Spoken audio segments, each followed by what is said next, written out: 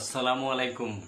আজ কিছু কথা বলবো যেগুলা নিয়ে আমরা সারা জীবনে পস্তিয়ে বেড়াচ্ছি। সেই যেমন ধরেন, লোকে যারে বড় বলে সেই বড় লয়, নিজে যারে বড় বলে সেই বড় হয়। এইটাই এখন চলছে। নিজে যারে বড় বলে সেই বড় লয়, লোকে যারে বড় বলে সেই বড় হয়। তো এই ঘটনা কিন্তু আজ পাল্টে গেছে। তো এইসব জিনিস ধরেন এক সময় আমরা পড়েছি, ধরেন লোকে বড় বললো না কিন্তু নিজে এদিকে ছড়িয়ে দিল যে আমি হইলাম বড়, মানে এটা টাকার জোরে। এবং শেষ পর্যন্ত কি হয়েছে যে ওর যদি সামান্য কোনো প্রতিভা থাকছে, সেই প্রতিভাটা কিন্তু লোকে ঠিকই বুঝতে পারছে, যদিও লোকে ভিতর থেকে প্রথম প্রথম সাপোর্ট নাও দিতে পারে। আবার ধরেন সরকারের আবার ব্যাপার আছে, শুধু তেল মারা লোক সে আবার সরকারি আনুকূল্য পায়, ধরেন সে বড় হয়ে যাচ্ছে।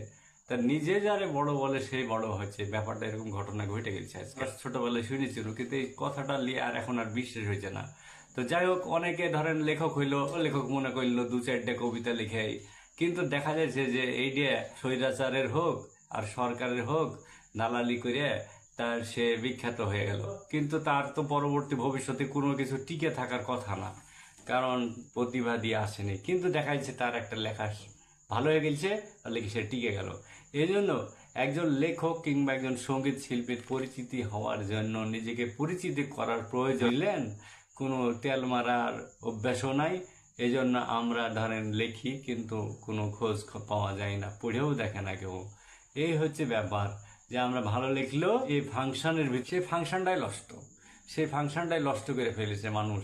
তার লেগে আমরা সেই ফাংশনের মধ্যে যেতে পারছি না। লেগে নিজে যারে প্রচার করিয়া বেড়াইছে যে মাইক লিয়া আমি বিশাল বড়, সেই বড় লোক। ব্যাপার লেখাপড়া করে যে গাড়ি ঘোড়া চড়ে সে, এই কথাটা আর চলছে না। দেখা যাচ্ছে ম্যাট্রিক পাস করলো, করে লেখাপড়া ছেড়ে দিল, ছেড়ে দিয়ে বিরাট ব্যবসায়ী হয়ে শুধু গাড়ি নিয়ে ঘুরে বেড়ায়।